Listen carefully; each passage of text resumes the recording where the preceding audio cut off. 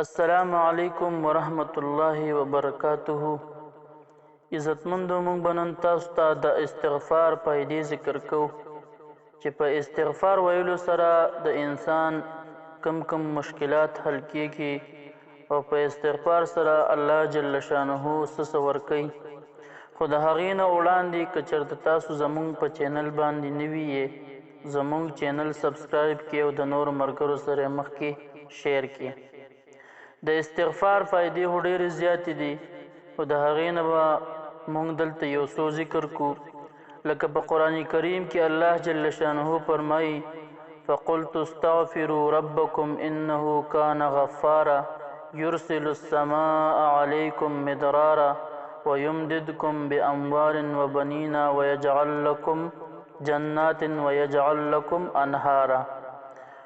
الله جل شانه په قرآن کریم کې فرمایي چې تاسو استغفار وایئ نو الله جل شانه به ستاسو بخښنه وکړي، په تاسو باندې به د اسمان نه بارانونه راووري او ستاسو به مدد وکړي په مال سره او په زامنو سره، او ستاسو دپاره به باغونه وګرځئ او د ستاسو دپاره به نهرونه جاري کړي. او بل دا چې د انسان حالات دې سره ښه کېږي، الله جل شانه د انسان حالات بهتر کوي. او بل دا چې د انسان پریشانی الله جل شانه دې سره ختموي.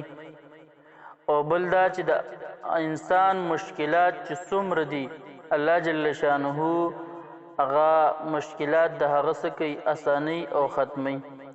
او تاسو ته ما مخکې ووي چې الله جل شانه مدد کوي په مال سره او په زامنو سره، خو الله جل شانه به دغه مال د انسان زیاتی کمی بینو.